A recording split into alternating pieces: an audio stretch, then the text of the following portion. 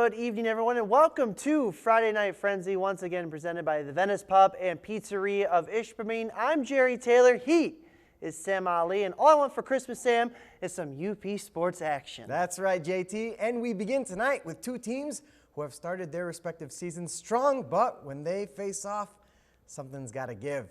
It was Brandon Sager and the Miners at home versus Houghton.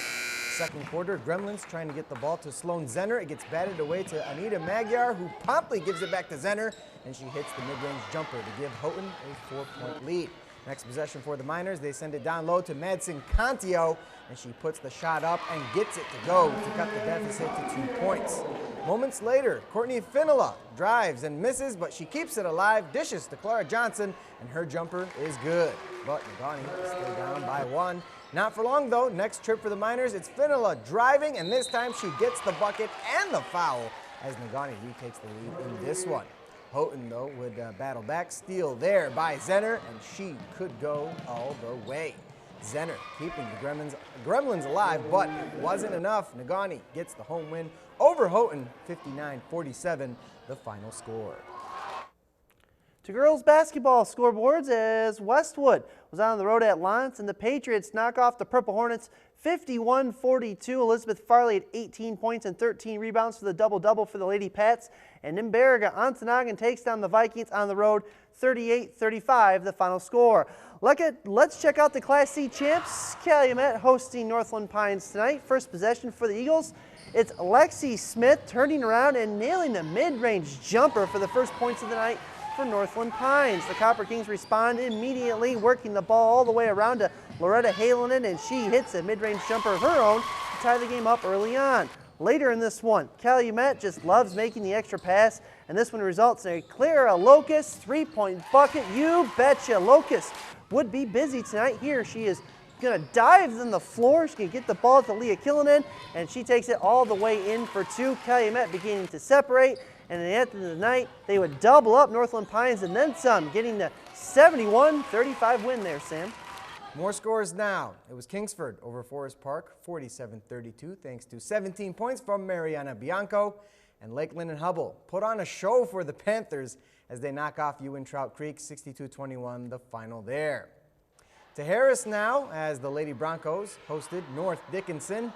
Opening possession for BRH, ball goes to Katie Schultz from the mid-range, and that's within her range. First points on the board for the Broncos. Opening possession for ND, inbounds pass to Julianne Wickman, and she goes off the glass and into the hoop, and we are tied in the early moments of this one. Moments later, it's Paige Welch to Schultz. Instead of the jumper, she will get 2 points the hard way. No foul there, but she does get 2 points on the board for her team. The Nordics looking to respond. Kimberly Pekarek's shot is no good. Sierra Dario's putback doesn't go either, but the third time is the charm for Elizabeth Charlevoix as North Dickinson tries to keep pace with the Broncos, but the home team wasn't having it. It's another jump shot, this time from Brianna Molostek, as Bark River Harris gets the win, 68-27, the final score. More scores, Sam, from the world of girls high school basketball. Superior Central traveled to the Rapid River, and it was the Cougars over the Rockets in this one, 49-33. And defense was the name of the game for Mid-Peninsula as they win it against Republic Michigami, 43-17. Let's go to boys hoops in Gwin as the Mountainers hosted Iron Mountain. First quarter action. Mountaineers going outside to the inside with their big man Carson Wonders, who finishes under the hoop. Nice play there. A few moments later, Carter Garangelli feeds it to Reed Wiedenhofer, and they love their vowels down there in Gwin. Mountain are still down by 3. I got through it, Sam. Later, it's Kyle Johnson. Pump fake, decides to shoot, misses, but I wonder who's there. Mr. Wonders there to clean it up. Number 44 busy in the post tonight. Gwin would not back down. Tucker Taylor goes baseline and hits the reverse layup. Ooh, nicely done there. The deficit at 3, and they would keep at it. Check out Theo Redline. Nice move here, and he wasn't the only one with a fancy layup show. It's Jonah Norman finding the open lane here, and he goes up and under. Wonders here for the layup.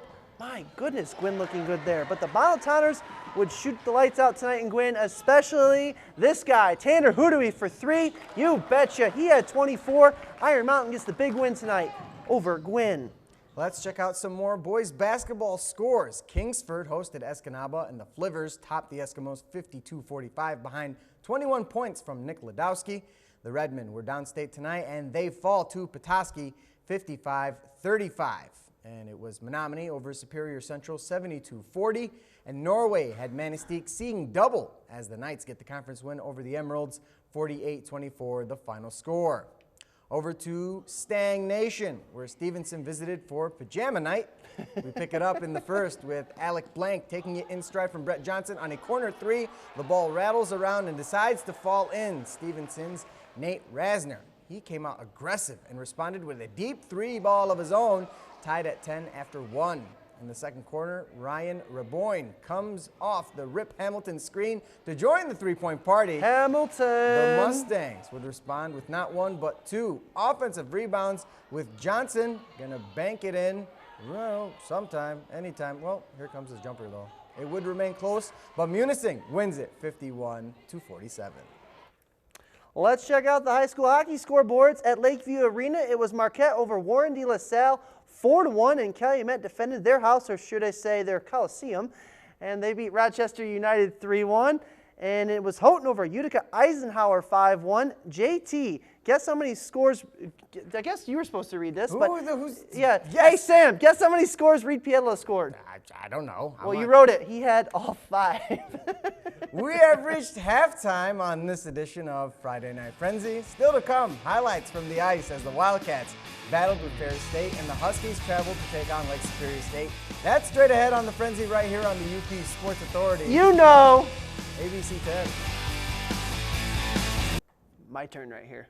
Okay. Yeah, welcome back to the Frenzy, presented once again by the Venice Pub and Pizzeria of Ishpeming. The NMU hockey team took care of business a week ago, Sam, against Alabama Huntsville. The Wildcats took 3 out of 4 points against the Chargers, and NMU was back at the Berry tonight. Walt Kyle and the boys welcome Bob Daniels and the Ferris State Bulldogs to town.